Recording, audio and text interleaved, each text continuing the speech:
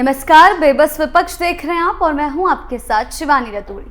बिहार की मौजूदा सियासत को देखें तो साफ महसूस होता है कि विपक्ष इस समय राजनीतिक दबाव में नजर आ रहा है। एक तरफ सरकार लगातार कानून व्यवस्था, विकास के मुद्दे पर अपनी सख्त छवि पेश कर रही है, तो दूसरी तरफ विपक्ष के पास ऐसे ठोस तथ्य और रणनीति की कमी दिख रही है जिससे वो सरकार को मजबूती से घेर सके। और यही वजह है कि बहस मुद्दों से भटककर बयानबाजी और तीखी भाषा तक पहुंचा रही है।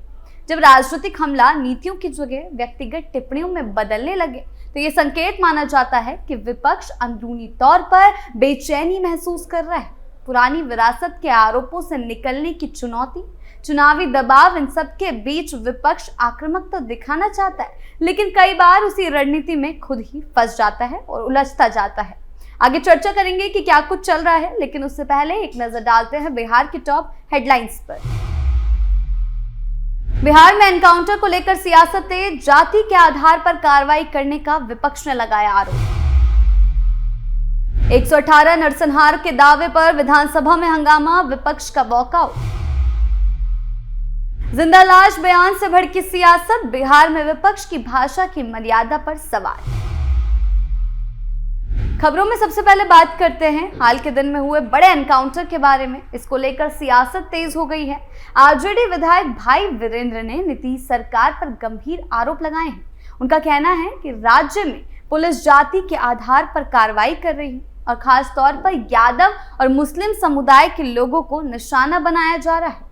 उन्होंने कहा कि वो किसी अपराधी का समर्थन नहीं करते, लेकिन कानूनी कार्रवाई की जा रही है और कानून सभी के लिए बराबर है। उन्होंने कहा कि वो किसी अपराधी का समर्थन नहीं करते, लेकिन कानून की कार्रवाई सब पर बराबर होनी चाहिए। उनका आरोप है कि गैर यादव और गैर मुस्लिम अपराधियों पर उतनी सख्ती नहीं दिखाई जाती। भाई वीरेंद्र ने यह भी कहा कि बिहार में कई गंभीर घटनाएं जैसे हो रही हैं, लेकिन असली अपराधी पकड़े नहीं जा रहे। यानी कि वो ये कहना चाह रहे हैं कि अगर अपराधी यादव है तो जबरदस्ती उसके खिलाफ कार्रवाई हो रही है। इस बयान के जरिए उन्होंने सरकार की कानून व्यवस्था पर सवाल खड़े किए और इसे पक्षपातपूर्ण बताया। वहीं मुख्यमंत्री नीतीश कुमार को लेकर भी उन्होंने तीखी टिप्पणी की।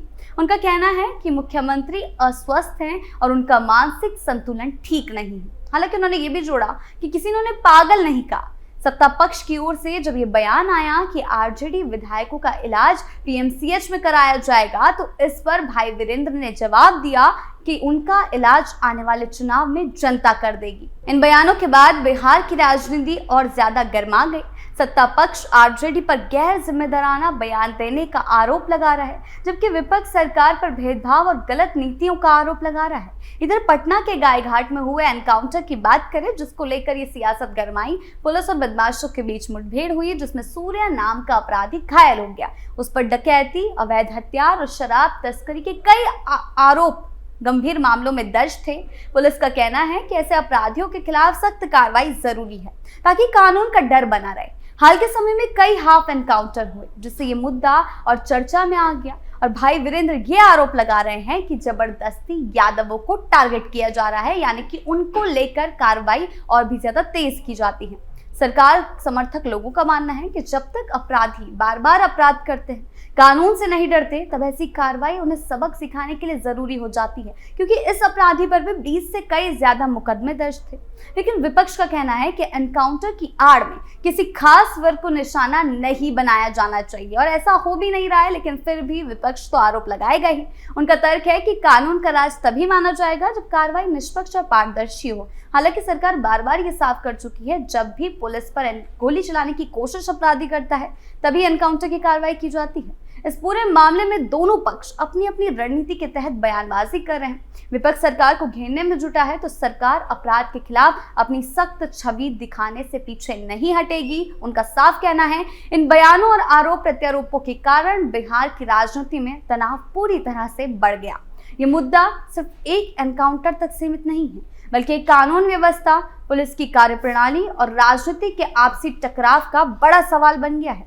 क्योंकि एक तरफ जहां सरकार कानून व्यवस्था को सुधारने की हर कोशिश कर रही है, वहीं दूसरी तरफ विपक्ष इन कोशिशों पर सवाल उठा रहा है, जिसके बाद माहौल पूरी तरह से गर्मा गया कि आखिर विपक्ष करना क्या चाहता है और क्या उसकी रणनीति यही रहेगी। बात करते हैं अगली खबर की। बिहार विधानसभा में बुधवार को उस समय माहौल गर्मा गया जब नीतीश सरकार की ओर से मंत्री मदन सहनी ने आरजेडी और कांग्रेस के पुराने शासनकाल का जिक्र किया।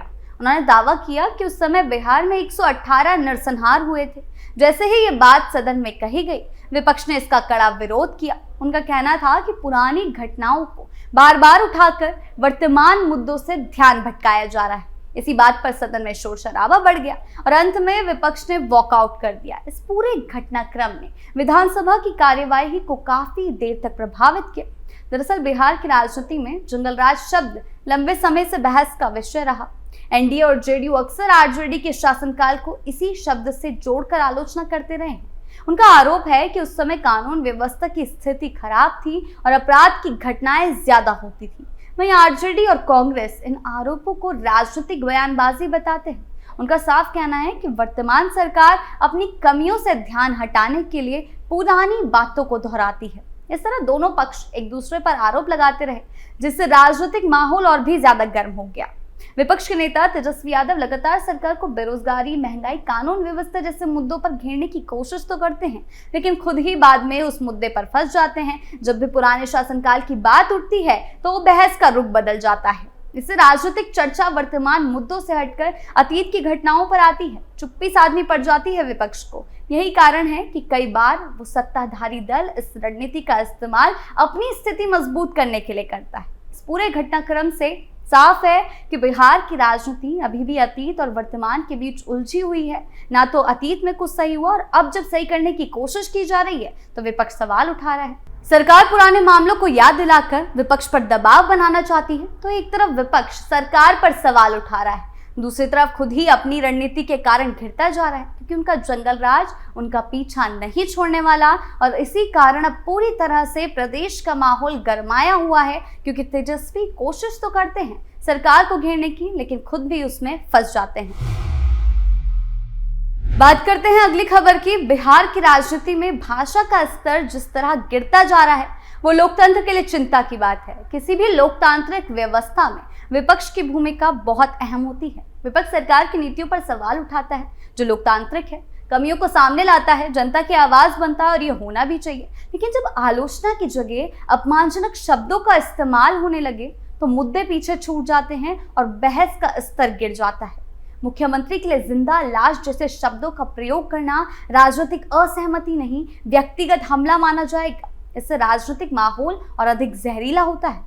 आरजेडी और सत्ताधारी गठबंधन के बीच एक बार फिर तीखी तकरार छिड़ गई। विवाद की शुरुआत आरजेडी की एक सोशल मीडिया पोस्ट से हुई, जिसमें मुख्यमंत्री के लिए जिंदा लाश शब्द का इस्तेमाल किया गया। आरजेडी ने अपने आधिकारिक प्लेटफॉर्म पर लिखा, जिंदा लाश कुछ समय और अगर गद्दी पर बैठा रहा तो बिहार जिंदा मुर्दा हो जाएगा। पोस्ट में यह भी कहा गया कि मुख्यमंत्री की नीतियों और हालिया राजनीतिक घटनाओं ने बिहार को ठहराव की स्थिति में पहुंचा दिया है। पोस्ट के वायरल होते ही जेडीयू और बीजेपी ने तीखी प्रतिक्रिया दी। जेडीयू के वरिष्ठ प्रवक्ता नीरज कुमार ने कहा कि आरजेडी को शब्दों का इस्तेमाल सीखना चाहिए। उनका साफ कहना है कि बिहार विकास के रास्ते पर आगे बढ़ रहा है और विपक्ष हताशा में ऐसी भाषा का सहारा ले रहा है। जेडीयू ने अपने आधिकारिक हैंडल से भी पलटवार करते हुए लिखा, खुद को गलाकर बिहार में जान फूंक दिया, नर्क से निकाल सपनों का बिहार रच दिया। इसके साथ ही पार्टी ने आरजेडी पर हमला करते हुए कहा कि अगर ऐसा लाश उनके परिवार में होता तो बिहार अपना अस्तित्व नहीं खोता। पोस्ट में 9वीं फेल, लुटेरा हैशटैग का भी इस्तेमाल किया गया है और इन पोस्टों के बाद पूरी तरह से बिहार की सियासत गर्मा गई। विपक्ष का काम सरकार को घेरने का है, लेकिन इन सब के लिए मजबूत तर्क होने चाहिए, नीतियां होनी चाहिए, उसकी जरूरत है। भाषा ही ऐसी हो जाए जो गरिमा के खिलाफ हो तो जनता के बीच गलत संदेश जाता है। लोग ये सवाल पूछने लगते हैं कि क्या विपक्ष के पास कोई ठोस मुद्दा नहीं है, इसलिए वो इस तरह की भाषा का सहारा ले रहा है। राजनीतिक दलों को यह समझना होगा कि जनता केवल नारों और कटाक्षों से संतुष्ट नहीं होती, ठोस काम और विजन चाहती है। इस तरह की बयानबाजी से राजनीतिक दलों की छवि और भी ज्यादा खराब होती है और उस पर सबसे ज्यादा असर पड़ता है, खासकर तब जब बयान सीधा सीधा सोशल मीडिया प्लेटफॉर्म से जारी किए जाते हैं तो ये पार्टी की सोच को दिखाते हैं। ऐसे शब्दों से ये लगता है कि राजनीति अब व्यक्तिगत हमलों तक पहुंच गई है। लोकतंत्र में मतभेद होना आम बात है, लेकिन भाषा की मर्यादा बनाए रखना भी उतना ही जरूरी है, जो विपक्ष खोता हुआ जा रहा है। बिहार की राजनीति में इन सभी घटनाओं ने साफ दिखा दिया कि मुद्दों की बजाय बयानबाजी और व्यक्तिगत आरोपों ने बहस के स्तर को पूरी तरह से गिरा दिया है।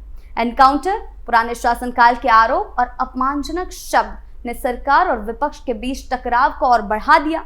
लोकतंत्र में विपक्ष की भूमिका जरूरी है, लेकिन उसका मकसद केवल आलोचना नहीं बल्कि नीतियां पेश करना होता है। सरकार को काम पर घेरना होता है, लेकिन जब भाषा की मर्यादा टूटती है और बहस व्यक्तिगत हमलों तक सीमित हो जाती है तो जनता के बीच गलत संदेश जाता है और विपक्ष की ये बेचैनी सबके सामने खुलकर आ जाती है। तो फिलहाल बेबस विपक्ष में इतना ही। आपकी इस बारे में क्या राय है, हमें कमेंट सेक्शन में जरूर बताएं। धन्यवाद।